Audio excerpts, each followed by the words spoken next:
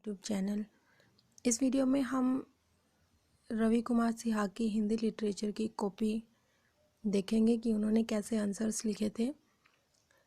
वो हिंदी मीडियम से पहले रैंकर हैं।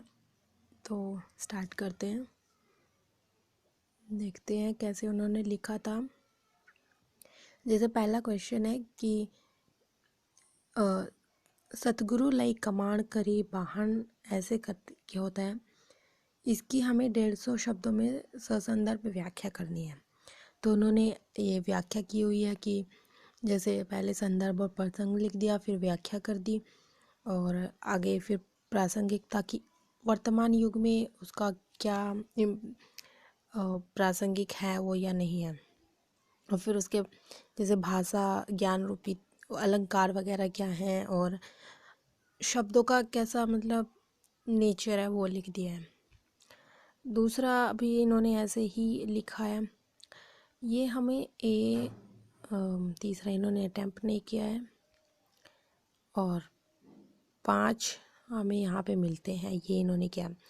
अब तीसरा क्वेश्चन आता है कि सूर के उद्धव एक प्रकार से कृष्ण और गोपियों के बीच बिचौली नेता के प्रतीक है। इस रूप में वह प्रतीक आज भी उतना ही प्रासंगिक है। क्या आप इस मत से सहमत हैं? अपना अभिमत उदाहरण स्पष्ट करें। 20 नंबर का एक क्वेश्चन है। तो उन्होंने लिखा है कि किसी की भी कविता की महत्ता का मूल्यांकन इस बात से भी होता है कि वह अपने काल का कितना अतिक्रमण कर पाती है, चाहे श्री राम की शक्ति पूजा हो या प्रसाद की कामायनी। दोनों का महत्व अपने कालखंड का अतिक्रमण कर वर्तमान में प्रासंगिकता बनाए रखने में भी है। महान रचनाओं के समय के साथ साथ अर्थ में भी नयापन आ जाता है। और आगे इन्होंने ऐसे ही लिखा हुआ इसके बारे में। फिर बीच बीच में जैसे इन्होंने एग्जाम्पल्स भी कोट कर दिए हैं। और ये देखो यहाँ पे अब अति पंगो भयो ये वाले और क्वेश्चन इन्होंने यहाँ पे ख़त्म कर दिया है। इसका ख्याल आता है कि गोस्वामी तुलसीदास द्वारा प्रतिपादित राम राज्य की अवधारणा की समालोचना कीजिए। ये 15 मार्क का क्वेश्चन है। तो देखें ये इन्होंने जैसे लिखा है, इस पर दृष्टि वालों ने कोई रिव्यू नहीं दिए हैं कि क्या कहाँ की गलती है क्या है, ये ऐसे ही है। यहाँ पे ग देखिए,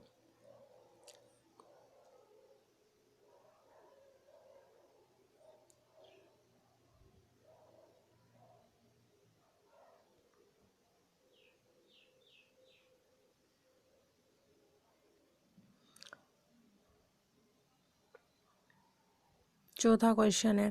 चौथे में है बर्मर गीत में सूर के विरह वर्णन के संदर्भ में आचार्य रामचंद्र शुक्ल की मान्यताओं का उल्लेख करते हुए उससे संबंधित अपनी तार्किक सहमति या असहमति प्रकट करें। 20 का।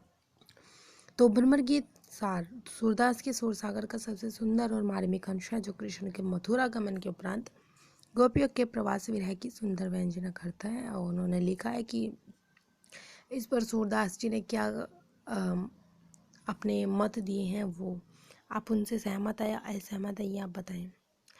तो ऐसे इन्होंने लिखा हुआ दिखे।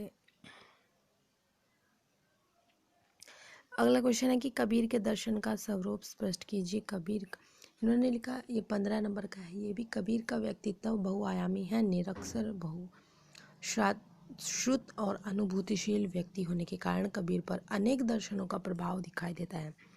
जो बात कबीर में सबसे अलग है, वे किसी भी दर्शन को जोगा तो नहीं देखते, बल्कि उसे अपनी एक्सपीरियंसेस के आधार पर ही स्वीकार करते हैं कि वो उनकी ज़िंदगी में कैसे है।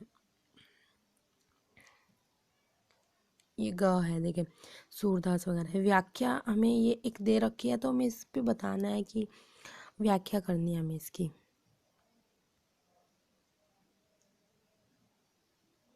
पांचवा क्वेश्चन है। अब ये गद्यांश है, गद्यांश की हमें देखनी है। तो जैसे कि ये पूरा वो दे दिया हमें और इसका आगे वो करना है। देखिए ये